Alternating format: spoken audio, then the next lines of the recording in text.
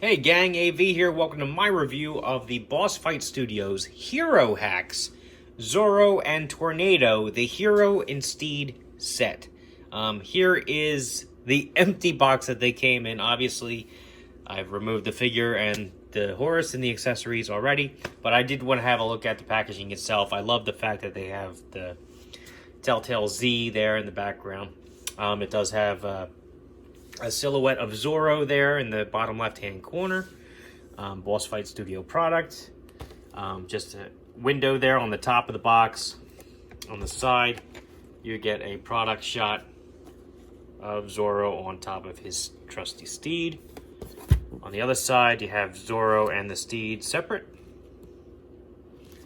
On the bottom, you have a bunch of legal stuff.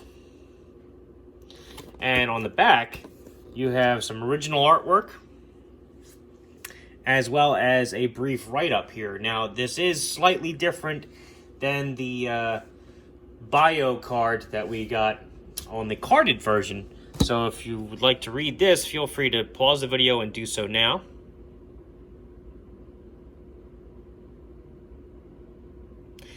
All right, I'm a huge fan of that. I will always champion anybody that takes the time to actually put a bio to give the characters context for their figures.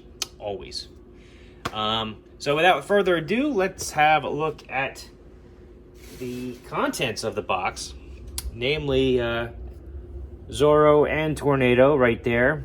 Before we have a look at the figures themselves, we are going to have a look at a couple of the accessories they came with.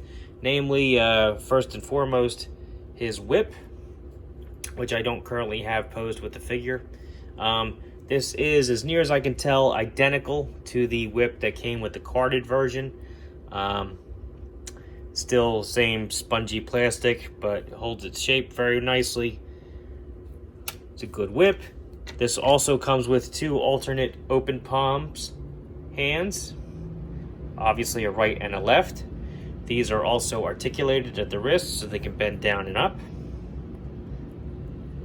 And he comes with his figure stand, which has 1, 2, 3, 4 foot pegs.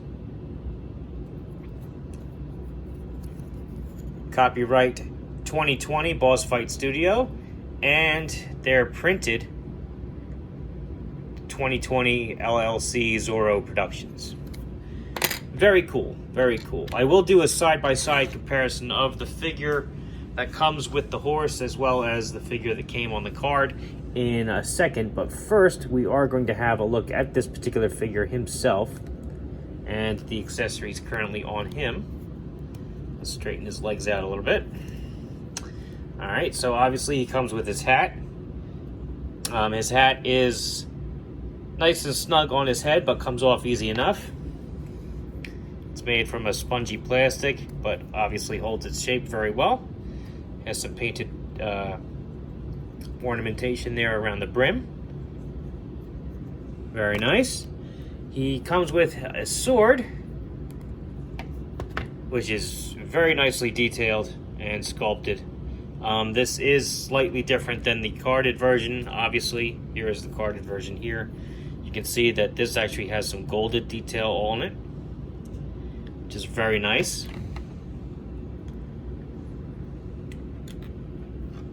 And now the figure himself, obviously, this figure has a cloth goods cape to help facilitate him actually sitting on the horse without it getting in the way.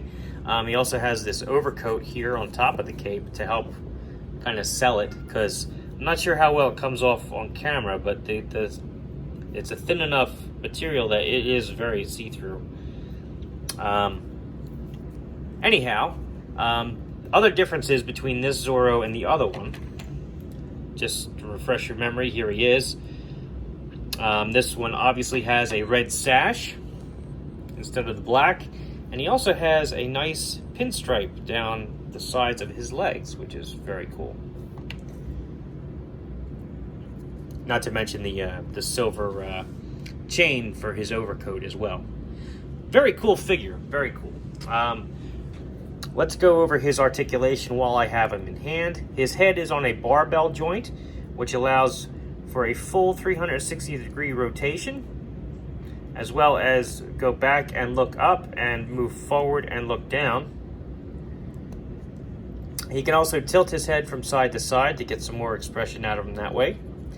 His arms would be able to do a full 360, but the overcoat greatly hinders it. There's no way that's going to happen. But you can get them up about this far while moving the overcoat just a little bit out of the way. He has a full rotation here at the elbow, as well as the ability to bend it 90 degrees. The cuffs of his gloves are a separate piece. You could rotate them however you like, but his actual articulation is here at the wrist, which will do a full 360, and these also bend down and up with a hinge. So very nice there. He has a diaphragm joint, which offers a really good range of motion there.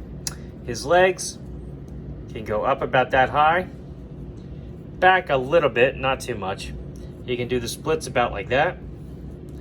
He's got a double jointed knee, which enables him to get his heel back pretty far, not too bad. His ankles will do a full rotation, 360 degrees.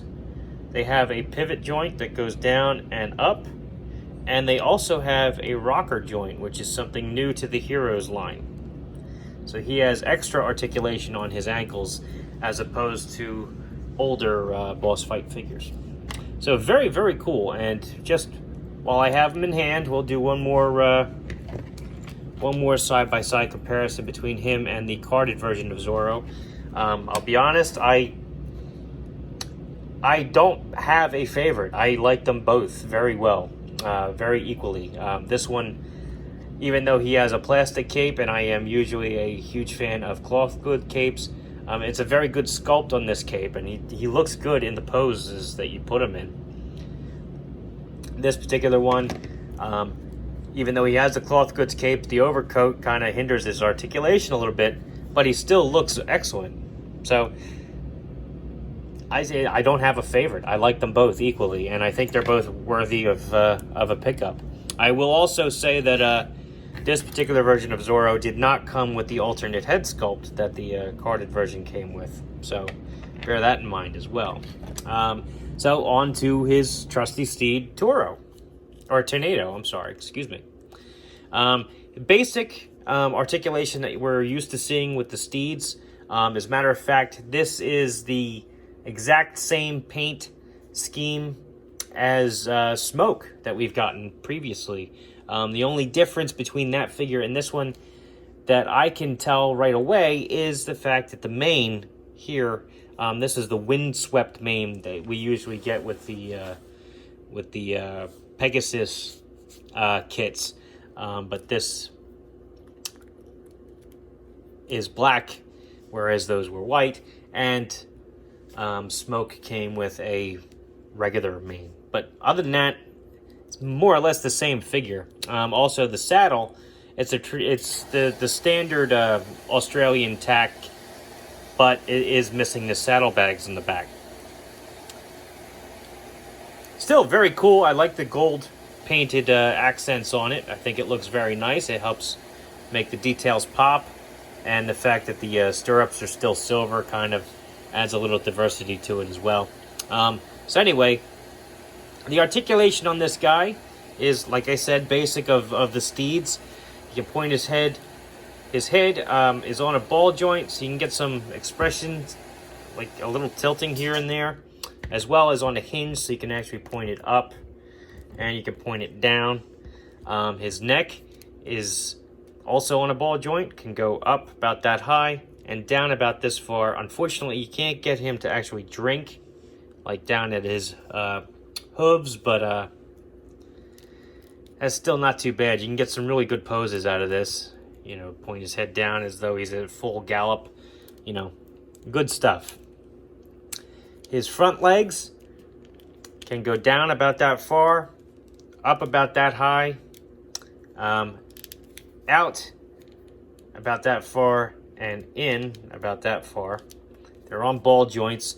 These are Hacks compatible. You can remove limbs and all that fun stuff just to demonstrate that. Come on. I didn't heat this figure up ahead of time. I don't want to break it. But anyhow, you can pull the limbs off and swap them out with other figures. As a matter of fact, this particular one, the back leg broke, and I didn't want to have to shoot him. So I swapped legs with the smoke I already had, and as you can see, you can't tell the difference. It matches up perfectly. But anyway, so his legs are articulated that way. He has a bend down that far. Can also straighten out. There's a full rotation here at what would be the elbow, I suppose. And the hooves can point down about that far, up about that high. Full rotation there as well. And wherever there's a rotation, there's a peg. You can pop those limbs out. Here, legs can go full 360 if you really want them to. I'm not sure why you would, but you can. Legs here are on a hinge. They can go back about that far, forward about this far. They also rotate here, so you can do a full 360. There is an elbow here on this particular elbow, so you can't actually bend it backwards. It'll stop it. And you can't do a full 360, but he can go from side to side clearly. And he can well bend 90 degrees as well. And here, full 360 rotation here at the hooves, back hooves. Can bend down, and he can bend forward quite a ways. Last but not least, his tail has 3 points of articulation. It can rotate at the base of the horse. It has a hinge, enabling it to bend up and down or side to side, whichever way you have it pointing. And then, of course, it also rotates at where the hinge meets the tail as well. So, got 3 rotations there.